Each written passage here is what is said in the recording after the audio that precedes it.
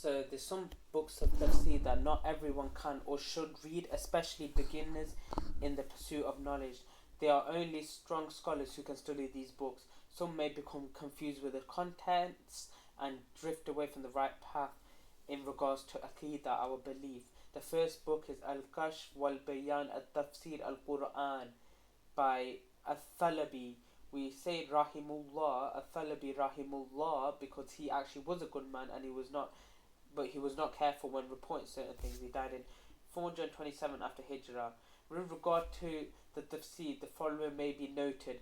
The author often quotes reports from Jewish sources without comment and mentions some weird stories from Jewish sources by earlier histories of humanity, like the beginning of creation, the earlier prophets, earlier nations before Islam. There's no mention of them in the glorious Quran nor the Sunnah, so those who are very much attached to know the stories of the earlier creation and the earlier generations and nations, they were trying to fill the gap by filling reports by Jewish scholars. Not all of them are authentic. Many of it is not true, and some of it is very strange and cannot be comprehended and just doesn't make any logical sense. He was misled by fabricated hadiths about the virtues of certain surahs. So we know in this hadith there are some surahs and their virtues are mentioned in the glorious Quran. Surah Al-Fatiha, Surah Al-Mulk, Surah Ikhlas, Surah Al-Waqiyah, Surah Al-Ghafirun. Many of the hadiths regarding the virtues of surahs are not authentic in general, so you make sure they are reported in authentic hadiths and verified by scholars major in this field.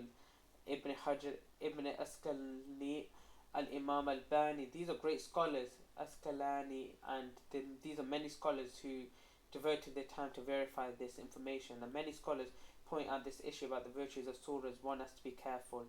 So we know about Surah Al-Mulk, there's no doubt about that. We know things about Surah Al-Fatiha, Surah Al-Ghafirun reciting before going to bed, Surah Al-Mulk reciting before going to bed. So at the end of each surah he quotes a hadith about its virtues and attributes that to Ubay ibn Ka'b. May Allah subhanahu wa ta'ala be pleased with Ubay ibn Ka'b. But of course we cannot, it's not being verified by the books of hadith or by the reviews of hadith. He was misled by fabricated hadiths from among the Shia without pointing out which are fabricated and false, and he was not careful.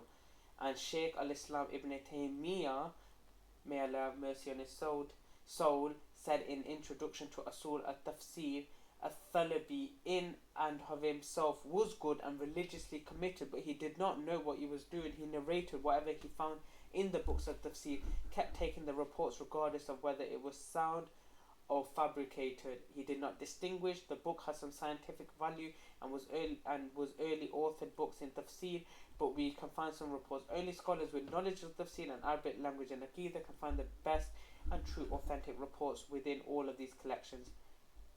Don't depend on these books, depend on the authentic books by Ibn Jarir Ibn Tabari and Al-Imam Ibn Kathir.